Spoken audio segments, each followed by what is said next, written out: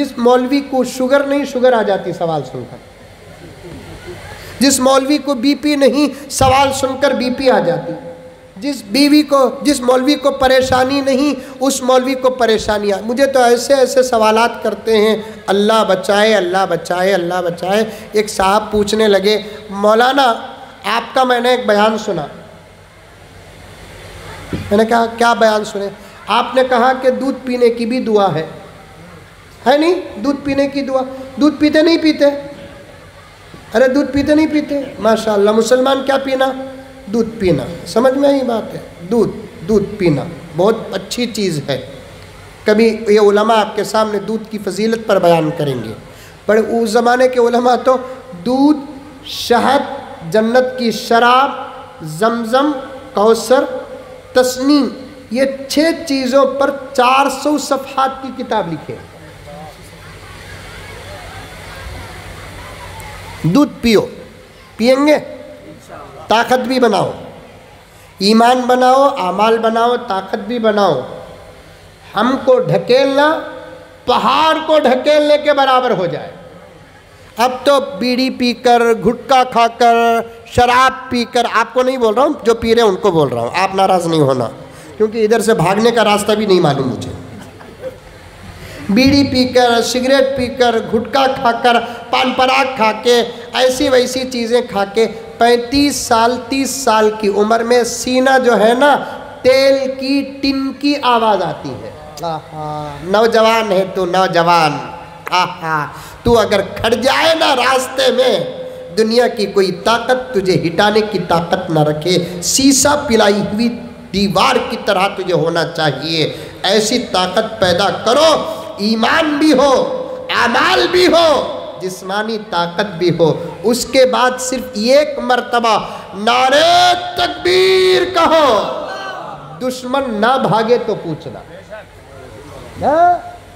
نماز نہیں، داڑھی نہیں، ٹوپی نہیں، کچھ بھی نہیں، بیکار کا راستے میں کھڑ جا کے نعرہ تکبیر نعرہ تکبیر بولتا ہے، کیا فائدہ؟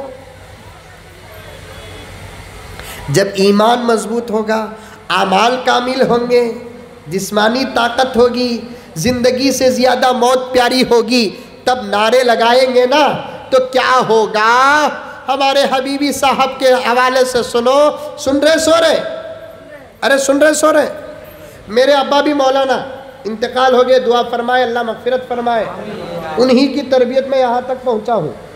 مجھے بارہا فرماتے تھے میرے ابا، بیٹے مجھے تقریر کے میدان میں 50 سال کا تجربہ، تم کو تو 10-15 سال کا تجربہ. قوم پر بھروسہ کر کے لمبے لمبے بیان نہیں کرنا. میں نے پوچھا کیوں؟ ابا جان فرمانے لگے یہ قوم بڑی چالو ہے. کیا چالو؟ آنکھ کھلی رہتی ہے، خواب دیکھتی رہتی ہے. سن رہے؟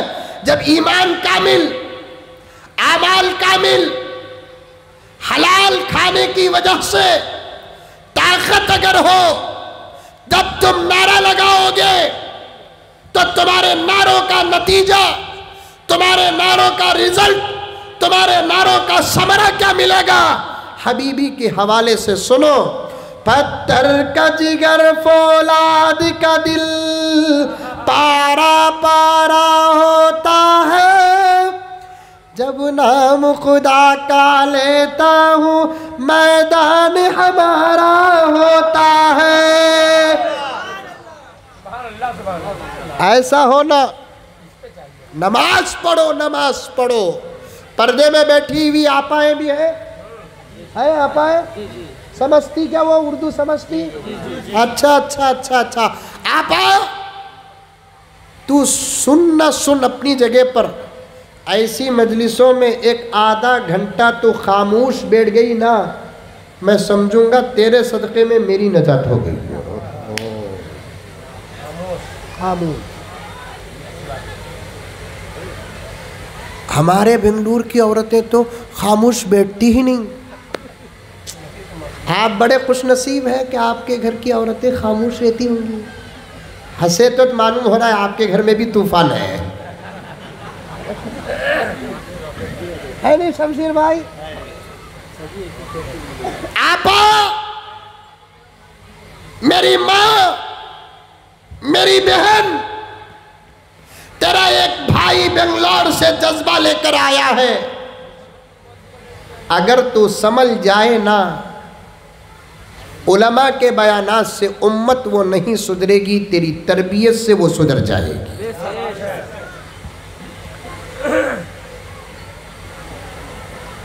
تیری تربیت کے بعد ایک مولوی کی تقریر کا نمبر آتا ہے، تیری تربیت کے بعد ایک مولوی کے بیان کا نمبر آتا ہے، تیری تربیت کے بعد ایک مولوی کے وعظ کا نمبر آتا ہے۔ خدا نے مولوی کی تقریر میں، مولوی کے بیان میں، مولوی کے وعظ میں رب کعبہ کی قسم جو پاور رکھا ہے اس سے 70 گنا زیادہ پاور تیری تربیت میں رکھا ہے، تیرے پیٹ میں رکھا ہے، تیرے گود میں رکھا ہے، تیری آغوش میں رکھا ہے۔ میں کان پکڑ رہا ہوں، تو پردے میں بیٹھی ہے، مجھے دیکھ نہیں سکتی اور دیکھ بھی نہیں پا رہی ہے، پھر بھی کان کھول کے سن لے۔ اگر تو اس وقت کی عائشہ ہوتی، اس وقت کی فاطمہ ہوتی، اس وقت کی رابعہ ہوتی، ساری دنیا کی بات اپنی جگہ پر چھوڑ، ہمارے ملک میں مسلمانوں کا یہ حال نہ ہوتا ہے۔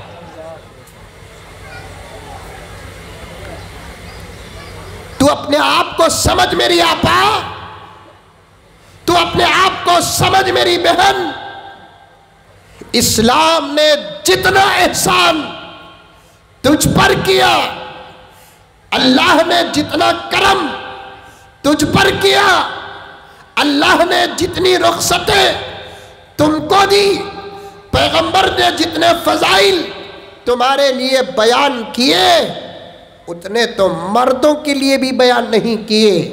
میرے شیخ عالم اسلام کے سب سے بڑے ولی خطب دورہ حضرت مولانا پیر ذوالفقار صاحب نقشبندی مجددی دامت برکاتہم فرماتے ہیں، اللہ حضرت کی صحت عطا فرمائے، حضرت فرماتے ہیں یہ مرد ذکر کرتا ہے تو خدا اسے جو اجر دیتے ہیں، اگر عورت اپنی زبان بند رکھتی ہے تو اس سے زیادہ اجر دیتے ہیں۔ ذرا اور ایک مرتبہ سبحان اللہ زور سے بول دو۔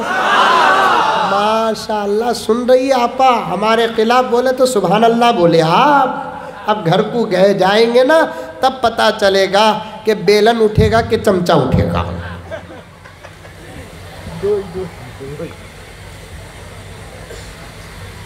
اگر آپ کے گھر کی عورتیں آئی ہے تو سنو، اگر نہیں آئی ہے تو آپ جا کر سناؤ۔ میری مائیں، میرے پاس وقت نہیں، عنوان بہت بڑا ہے، میں تفصیل پہ جانا نہیں چاہتا، لیکن گزارش ہے تو نیک بن جا میری آپا، تو اچھی بن جا میری آپا، تو اللہ رسول کی ہو جا میری آپا، نماز کی تو پابند بن جا، تیرے اندر پردہ آ جائے۔ لیکن میں دیکھ رہا ہوں میرے دوست شمشیر کے گھر سے نکل کر میں جلسے کے اسٹیج کو آیا، یہاں تک میں نے ایک عورت کو بھی برقعے کی حالت میں نہیں دیکھا۔ میں جہاں بہار جاتا ہوں، بنگال جاتا ہوں، کہیں نہ کہیں میں عنوان کو کھینچ کر لے کر آ جاتا ہوں۔ اے میرے بھائیوں، میں پہلے تم سے پوچھنا چاہتا ہوں، کیا بات ہے تمہارے گھر کی اماں برقع اور چادر کیوں نہیں ڈالتی؟ کیا بات ہے تمہاری بیویوں کو برقع تم نے کیوں نہیں دلایا؟ کیا بات ہے تمہاری بچیاں برقع کیوں نہیں پہنتی؟ کیا بات ہے تمہاری بہنیں پردے کے ماحول میں کیوں نہیں ہے؟ آپ مجھے یہ نہ کہو، میرے گریبان کی پٹی نہ پکڑو، مولانا تم شمشیر کے گھر سے نکل کر آتے ہوئے تم نے ہمارے گھر کی عورتوں کو کیوں دیکھا؟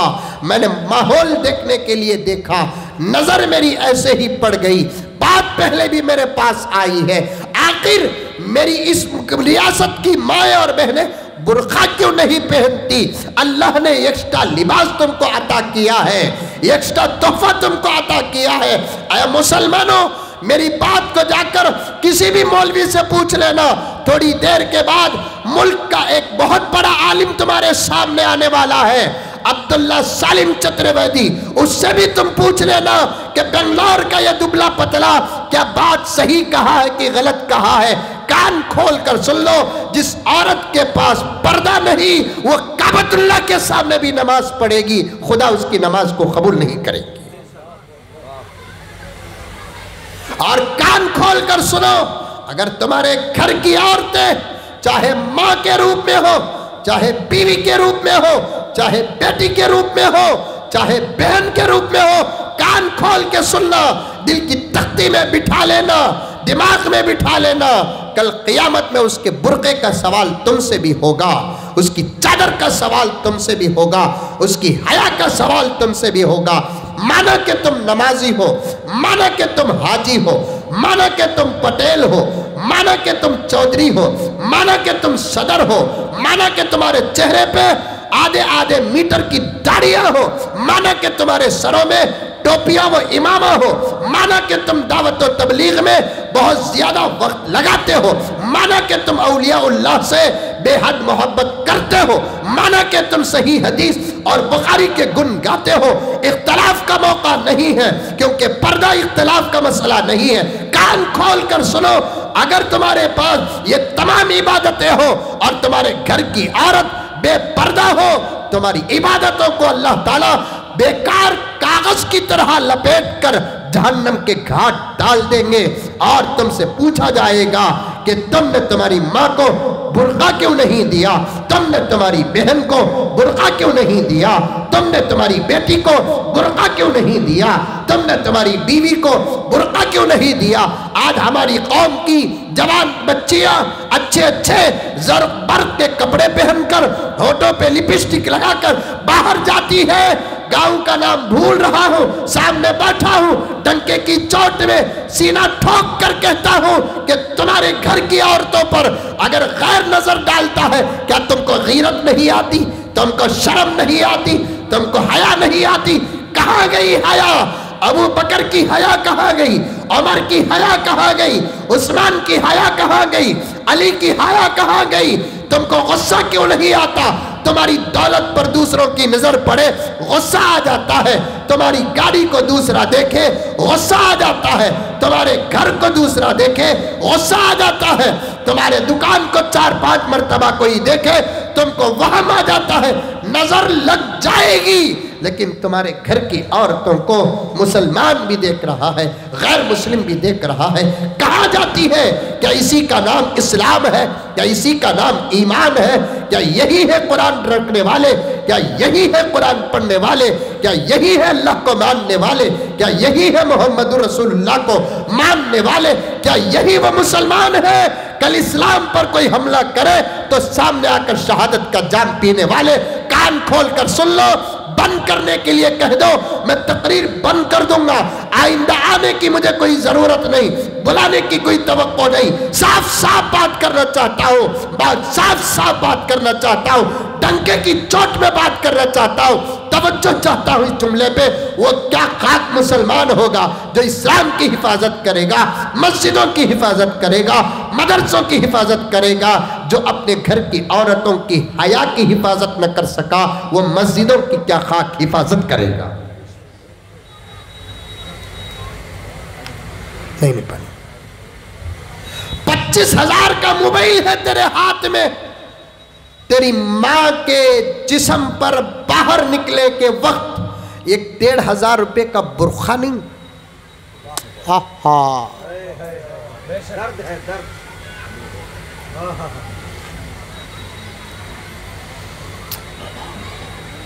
یہ اسٹیج میں بیٹھے ہوئے علماء، ہے کسی مرد کو یہ ہمت کہ ان کے گھر کی 10 سال کی بیٹی پر نظر ڈالے؟ اگر غصہ ان کو آتا ہے تو سمجھو کہ ان کی غیرت ہے۔ یہ ہماری بچیاں ہیں، عزت کتے بھونکنے شروع کر دیے، حملہ کب کریں گے پتہ نہیں، اور ان کتوں کے سامنے خوبصورت گوشت پیش کرنے والے ہم ہیں۔ یاد رکھو، کیا گاؤں کا نام؟ دھنسرپور۔ کان کھول کے سنو، کل کوئی دشمن، میں کان پکڑتا ہوں، ہاتھ جوڑتا ہوں، میں تقریر نہیں کر رہا ہوں، تمہارا سویا ہوا ضمیر جگا رہا ہوں۔ میرے الفاظ سنو درد کے ساتھ، یہ پردے میں بیٹھی ہوئی عزت تمہاری نہیں میری بھی ہے، یہ پردے میں بیٹھی ہوئی آبرو تمہاری نہیں میری بھی ہے، یہ پردے میں بیٹھی ہوئی مائیں تمہاری نہیں میری بھی ہے، یہ پردے میں بیٹھی ہوئی بہنیں تمہاری نہیں میری بھی ہے، یہ پردے میں بیٹھی ہوئی بچیاں تمہاری نہیں میری بھی ہے۔ میں آج تو خدا سے یہ دعا کر رہا ہوں کہ مولا مزمل کو اتنی طاقت دے دے کہ میں ہر بہن کو کم سے کم برقع تو تحفے میں دے دوں۔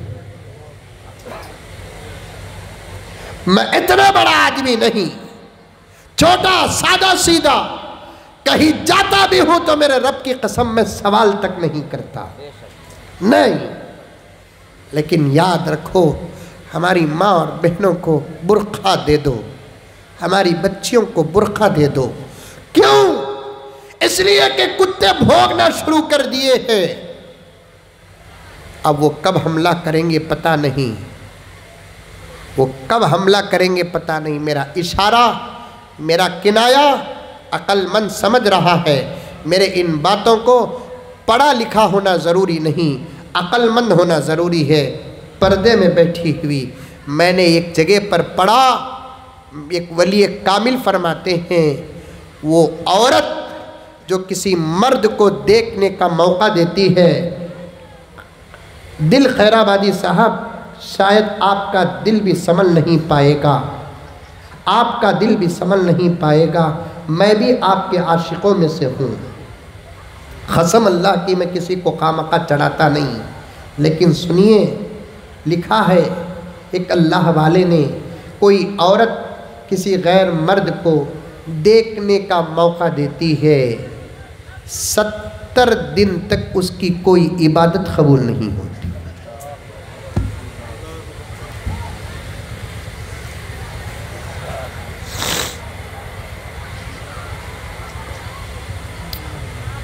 ہائے ہماری غیرت مر گئی، ہمارا شرم۔ وقت آ گیا کل صبح ہی اگر پیسے نہ ہو قرض لے کر برقعے دلاؤ، تمہارے قرض کا خدا ذمہ دار ہوگا۔ موبائل بیچ کر برقعے دلاؤ، تمہارے قرض کا خدا ذمہ دار ہوگا۔ پردے میں میری آپا، میری بہن، میری بچیاں، تم نے تمہارے اوپر باہر نکلتے وقت کالے برقعے کی اہمیت کو نہیں سمجھا۔ 2-3 جملے کہہ کر آگے گزر جاؤں، امامت کی بات اور دودھ کی بات عرض کرنا ہے مجھے، سمجھ میں آ رہی ہے بات؟ آگے بڑھوں کی ختم کر دوں؟ بڑھوں آگے؟ شوق کے ساتھ سنیں گے تو تب مزہ آئے گا، نہیں تو مزہ نہیں آئے گا۔ سمجھ میں آئی بات ہے؟ سنو شوق سے، درد سے کہہ رہا ہوں، تقریر نہیں بات کر رہا ہوں، تم بھی سمجھو ان کو بھی سمجھاؤ۔ میری مائیں، تمہارے جسموں پر اللہ نے کالا برقع دے کر یہ بتایا کہ میری بندی، میں نے یہ کالا غلاف صرف میری مخلوقات میں 2 کو دیا، ایک میرے کعبے کو دیا، ایک میں تجھے دیا۔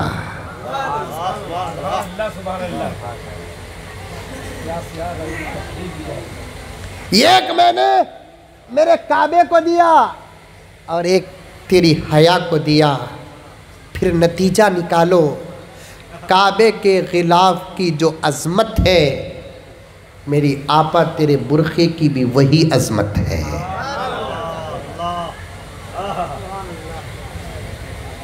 اور سنو حبیبی صاحب، بغیر ثبوت کے یہ عاجز بات نہیں کرتا، سنتے جاؤ۔ اللہ تبارک و تعالیٰ کا اشارہ، اللہ رب العزت فرماتے ہیں نے میرے کعبے کے لیے جو کالا غلاف عطا کیا، میری بندی میں نے بھی تجھے وہ کالی چادر تیری حیا کے لیے عطا کیا۔ میرے کعبے کے غلاف کی جو عظمت ہے، تیرے چادر کی بھی وہ عظمت ہے۔ پھر سنتے جاؤ، علامہ ابن کثیر رحمت اللہ علیہ فرماتے ہیں، note of the point note کرو، کیا کہہ رہا ہوں سنو۔ علامہ ابن کثیر جن کی ایک تفسیر ہے، تفسیر ابن کثیر، بہت بڑے عالم دین علماء جانتے ہیں، وہ فرماتے ہیں ان کی اپنی زندگی میں 2 مرتبہ کعبۃ اللہ کا غلاف ہوا سے اڑا۔ کتنی مرتبہ؟ 2 مرتبہ کعبۃ اللہ کا غلاف ہوا سے اڑا۔